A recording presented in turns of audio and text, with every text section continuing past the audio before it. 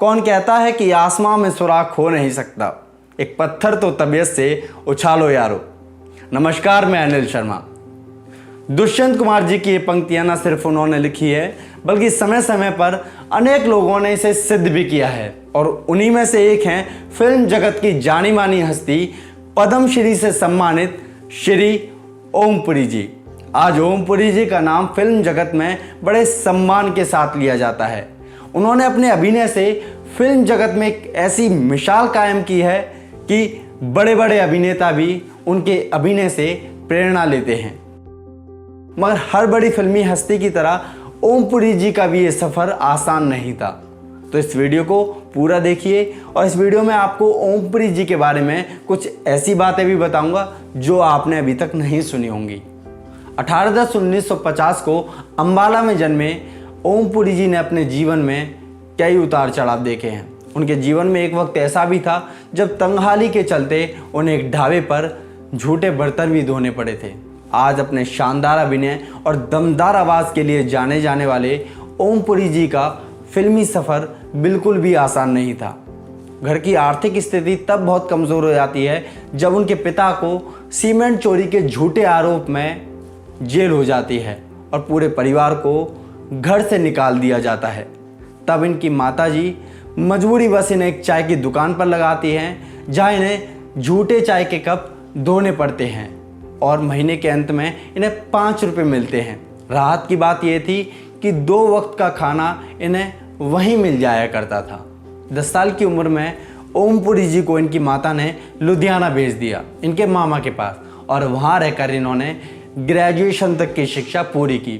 College के दौरान ये यूथ फेस्टिवल में नाटकों में पार्टिसिपेट किया करते थे, और वहाँ से इनका रुझान एक्टिंग की ओर बढ़ा, और तब इन्होंने एक्टिंग को ही अपना लक्ष्य बना लिया। इन्होंने डिसाइड कर लिया कि इन्हें एक एक्टर ही बनना है, और अब एक्टिंग की बारीकियों को समझने के लिए ओमपुरी जी ने national school of drama Delhi में एडमिशन लिया।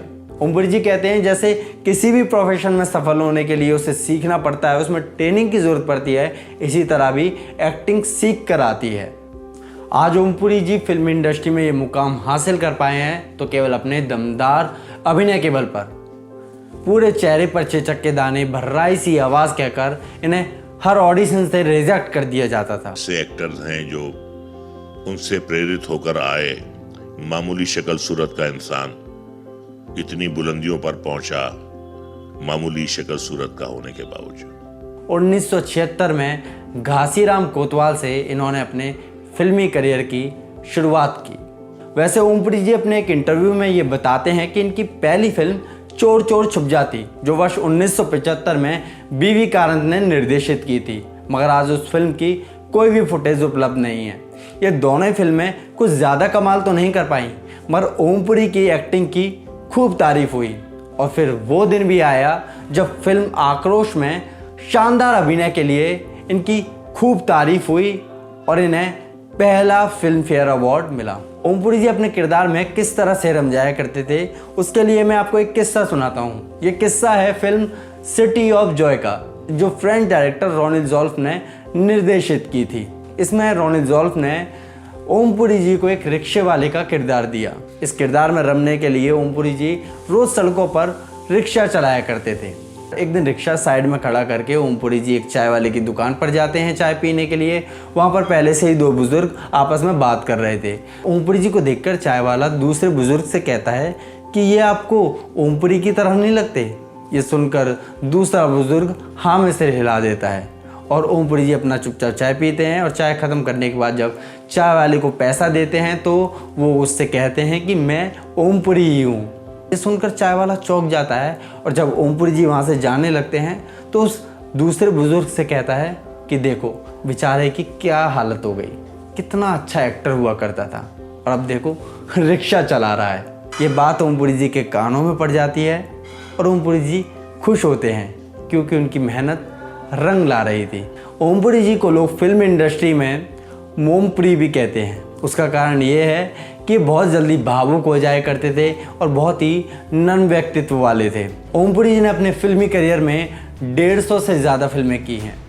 राष्ट्रीय और अंतर्राष्ट्रीय फिल्मों में ओमपुरी जी के महत्वपूर्ण योगदान के लिए इन्हें भारत के चौथे सबसे बड़े अवार्ड पद्म श्री से भी नवाजा जा चुका है, जो चुनिंदा लोगों को ही मिला है। सोचिए कि यदि ओमपुरी भी यदि अपने कंफर्ट जोन में रहकर वहीं ढाबे पर बर्तन मांजते रहते कि ये सोचकर कि मुझे 2 वक्त का खाना तो मुझे यहाँ फ्री में मिल ही जाता है, तो क्या उनका नाम सदी के महानायकों में शामिल हो पाता? पद्मश्री जैसा बड़ा अवार्ड उन्हें मिल पाता? जब एक पतंगाबाज को पछाड़ सकता है, एक चूहा सिंह सा दहाड़ सकता है, और जब एक दशरथ मांझी केवल छेनी हथौड़े से पहाड़ का सीना फाड़ सकता है, तो कुछ भी हो सकता है।